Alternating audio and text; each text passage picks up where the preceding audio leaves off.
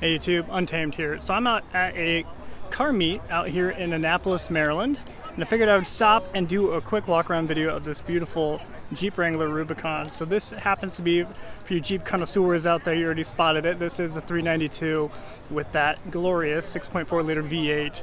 I think right around 475 horsepower, I think 470 horsepower and 470 torque.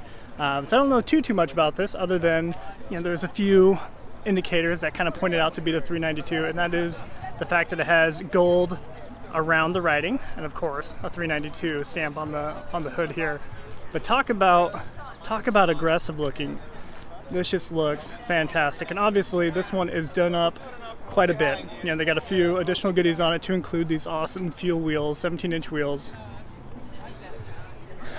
So these are some 37-inch tires, so 37 by 12.5 by 17, like I mentioned, but obviously the gold complements it very well. A pretty robust Falco suspension kit, front and rear, of course, allowing these 37s to fit without any kind of issue. Then again, it being a Wrangler, I don't know too much about them. You might be able to fit 37s without too much alteration anyway.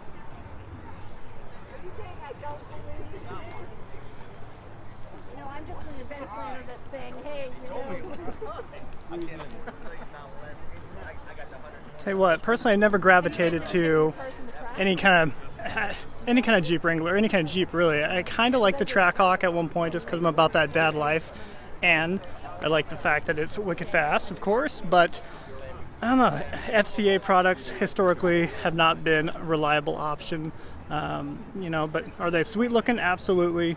I drove one of my buddies, he actually had a Rubicon too, and it just kind of, I don't know, maybe I just had a unique experience, a one-off experience, but it drove like a pig on the freeway. So I only drove it like 20 miles. I had picked it up from the dealership for him, and I drove it out to my house until he got to the state that I lived in. This is when I was out in Wyoming. And I just remember just feeling so sloppy on the road. So it just required a lot of attention to keep it straight, feeling, it's just, I don't know. So maybe that was a one-off experience, and you Wrangler fans out there might beat me up a little bit. But don't get me wrong, I think it looks phenomenal. Not to mention, I think we're going to be getting away from the days of the big V8s in vehicles. As you guys know, even with the Toyota Tundra, we're transitioning to the twin-turbo V6 variants.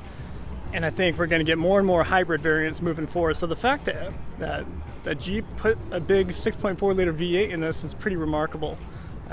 So this, I think, will be, a collector's item moving forward. I don't think that they're going to make this for too many years. I'd imagine maybe 2 or 3 tops before emission standards and all that stuff really just kick it to the curb. So I don't know. From an investment standpoint, I think this is a wise option. Fuel cap.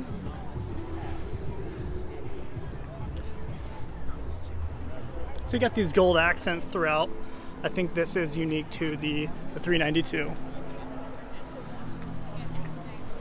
Yeah, let me know what you guys think. The idea of a big burly V8 in a Jeep Wrangler sounds awesome to me.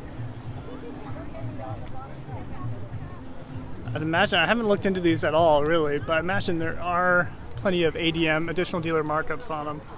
I have not looked at them at all. But this one is for sale. Looks like there's the options that he ended up speccing it with. Well, I guess if anyone's interested, you can give him a buzz. Give him a buzz. There's the additional bits for it.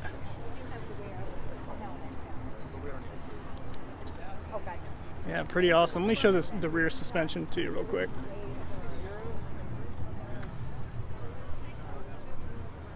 Got that remote reservoir back there.